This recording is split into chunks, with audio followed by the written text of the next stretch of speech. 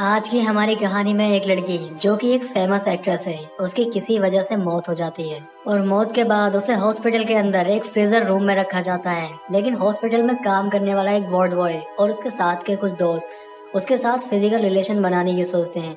अब ये लोग उसकी बॉडी के साथ फिजिकल रिलेशन बनाने लग जाते हैं, लेकिन वो लड़की अचानक में जिंदा हो जाती है। अब वो लड़की इनके साथ क्या करने वाली है, ये जानने के लिए वीडियो का एंड तक बने रहना। तो दोस्तों चलिए स्टार्ट करते हैं मूवी का एक्सप्लेनेशन। मूवी जब स्टार्ट होती है तो मूवी की स्टार्टिंग में हमें एक लड़की की बॉडी को दिखाया जाता है। इस लड़की का नाम एना फ्लिक्स होता है, जो कि एक फेमस एक्ट्रेस है। इसकी किसी वजह से मौत हो जाती है, इसलिए इसको हॉस्पिटल के अंदर लाया जाता है। अब एना की बॉडी जिस मॉर्ग के अंदर रखी जाती है, वहाँ पर एक लड़के की ड्यूटी लगी होती है जिसका नाम पाओ होता है। पाओ से उसके दो दोस्त मिलने के लिए आते हैं, जिसमें एक का नाम इवान और दूसरे का जावी होता है। ये दोनों ही उसको पार्टी में ले जाने के लिए आते हैं, लेकिन पाओ उनको बताता है कि मेरी ड्यूटी अभी 1 घंटे के बाद खत्म होगी, इसलिए तुम्हें थोड़ा वेट करना होगा। इसके बाद ये तीनों ही दोस्त बाहर चले जाते हैं। बाहर जाने के बाद ये तीनों ही ड्रिंक करने लग जाते हैं। ड्रिंक करते हुए पाओ उनको बताता है कि आज हमारे हॉस्पिटल में काफी फेमस एक्ट्रेस एना फ्रिट्ज की बॉडी आई है। तब पाओ का दोस्त इवान उससे कहता है कि क्या हम एना की बॉडी को देख सकते हैं। यहाँ पर पाओ उससे कहता है कि वहाँ पर किसी का भी जाना मना है, वहाँ मेरे सिवा कोई नहीं जा सकता। अगर कोई जाता है तो इससे मेरी जॉब जा सकती है, इसलिए मैं तुम्हें वहाँ नहीं लेकर जा सकता। लेकिन पाओ का दोस्त इवान उससे कहता है कि जब वो जिंदा थी तो मैं उससे मिलने की बहुत कोशिश करता था, लेकिन कभी नहीं मिल पाया। अब इवान एना की डेड बॉडी देखने के लिए पाओ से काफी जिद करने लग जाता है। उसके जिद करने के बाद पाओ भी मान जाता है। अब पाओ उन दोनों को ही उस जगह पर लेके जाता है जहाँ पर एना की डेड बॉडी को रखा गया था। वो अपनी जॉब की परवाह ना करते हुए इन दोनों को उस जगह पर लेकर पहुंच जाता है। इसके बाद पाओ एक डेड बॉडी के पास खड़ा हो जाता है और उनसे कहता है कि ये रही एना फ्रिट्ज की बॉडी। जैसे ही वो उसके ऊपर से कपड़ा हटाता है, वहाँ पर एक बूढ़ी औरत की डेड बॉडी होती है। ये देखकर वो दोनों ही दोस्त डर जाते हैं। दरअसल पाओ उन दोनों से ही मजाक कर रहा था। इसके बाद वो एना की बॉडी के पास जाता है और उसके फेस से धीरे से कपड़ा हटाता है। जब वो दोनों देखते हैं तो वो देखकर हैरान हो जाते हैं, क्योंकि एना वाकई में काफी खूबसूरत थी। एना की खूबसूरती देखकर इवान की नीयत खराब हो जाती है। वो उसकी बॉडी से कपड़ा और नीचे खिसका देता है। इसके बाद वो एना की बॉडी को टच करने लग जाता है।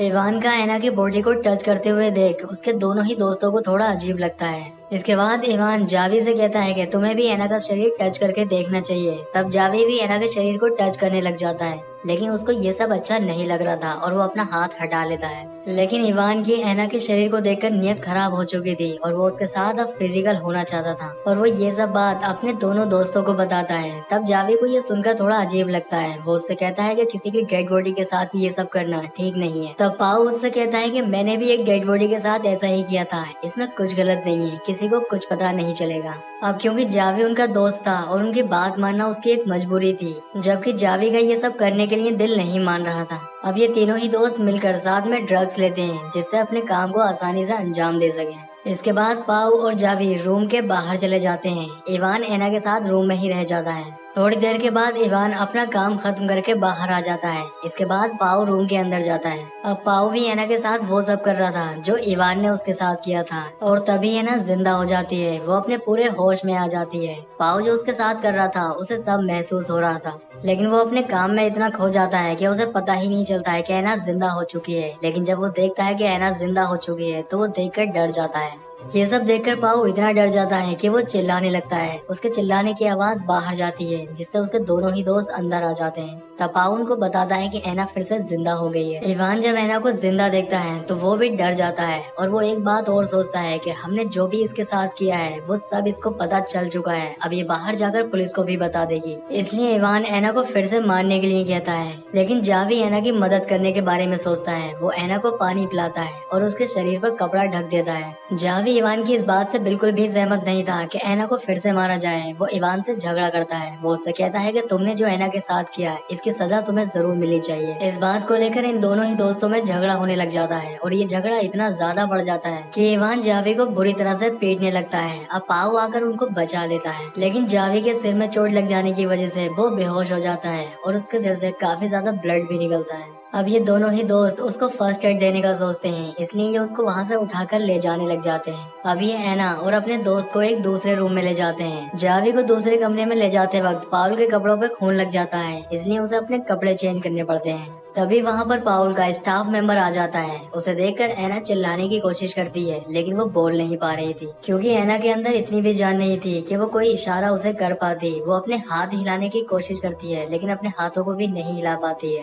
अब पाउल अपने स्टाफ मेंबर को बातों में उलझा लेता है, जिससे उसको पता न चल जाए कि एना फिर से जिंदा हो गई है। थोड़ी देर के बाद पाउल अपने स्टाफ मेंबर के साथ बाहर चला जाता है। दूसरी ओर इवान, जो कि जावी के साथ था, जब वो जावी को चेक करता है तो पता चलता है कि जावी सांस नहीं ले पा रहा था, यानी कि वो मर चुका है।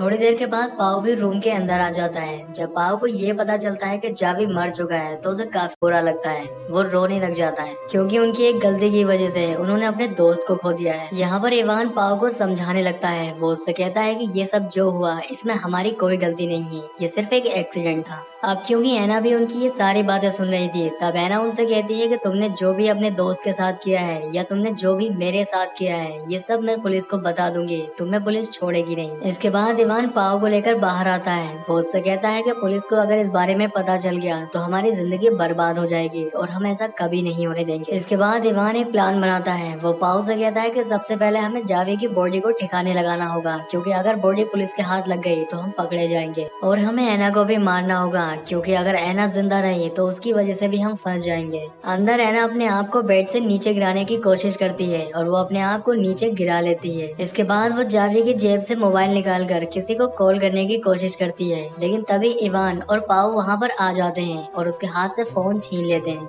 इसके बाद इवान मोबाइल की कॉल हिस्ट्री चेक करता है। तब उसे पता चलता है कि एना ने किसी को कॉल तो लगाई है, लेकिन उसकी बात नहीं हो पाई है। इसके बाद इवान और पाव एना को किसी दूसरे रूम में ले जाने लगते हैं। तब उस मोबाइल पर किसी की कॉल आती है और ये कॉल उसी नंबर से होती है जो नंबर एना ने डायल किया था, और ये नंबर एना के फादर का होता है। अब इवान कॉल उठा लेता है और बात करने लग जाता है। तभी एना जोर से हेल्प के लिए चिल्लाने लगती है, लेकिन तभी पाव उसका मुंह बंद कर लेता है। अब इवान एना के फादर से कहता है कि गलती से कॉल लग गई थी, और वो ये बात कहकर फोन काट देता है। अब क्योंकि इवान को काफी गुस्सा आ रहा था और वो गुस्से में एना को जोर से थप्पड़ मार देता है। तब एना उससे कहती है कि तुम जो भी मेरे साथ कर रहे हो इसकी सजा तुम्हें जरूर मिलेगी। तब इवान एना से कहता है कि तुम कुछ देर पहले डेड बॉडी थी और मैं तुम्हें फिर से डेड बॉडी बनाने जा रहा हूँ। इसके बाद इवान कंटेनर लेने के लिए बाहर जाता है, जिससे वो अपने फ्रेंड की बॉडी को ठिकाने लगा सके। यहाँ पर पाव एना के पैर बांधने लग जाता है, जिससे वो एना को मार सके। तब एना पाव से कहती है कि मैं जानती हूँ कि तुम एक अच्छे इंसान हो, लेकिन तुम्हारा दोस्त बिल्कुल अच्छा इंसान नहीं है।